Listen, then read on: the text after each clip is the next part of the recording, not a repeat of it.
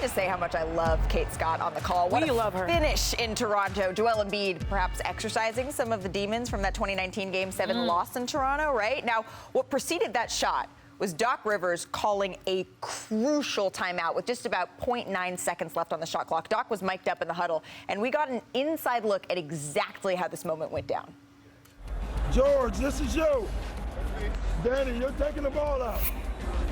On the hit, bam. Right when he gets past you, George, you're running out. Tobias, you're picking him, and then you're popping. All right? I mean, how cool is that? Look at the shot. But to be able to hear Doc call up the play and then see it broken down like that, I mean, that's just awesome. And also the fact that you're running the game-winning 3 play for Joel Embiid, a center. Like, look how far the NBA has come and just how natural he is. We saw in the prior game that baseline corner turnaround, no-look 3, and then now you have a game winner. Well, I think it's his first effort, right? We saw that there was a timeout. We saw the drawing it up. We saw the execution. So, Perk, to you, what was the most crucial part of that sequence? Well, you know what? One, it was Doc Rivers actually running across the court to actually call the timeout. That's coaching.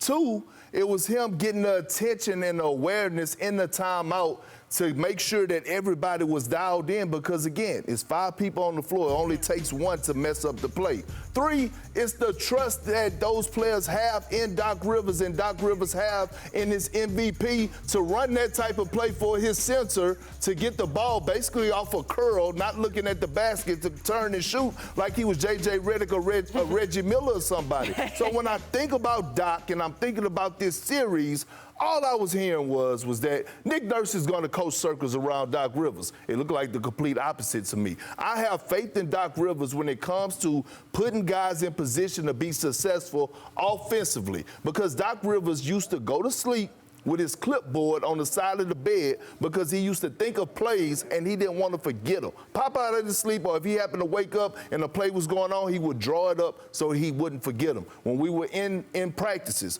we used to work on 5-second type situations, 0.6 type of situations, and he would make it clear, I need everyone to focus. We started getting fined if everyone wasn't standing up watching Doc Rivers draw up plays in the timeout.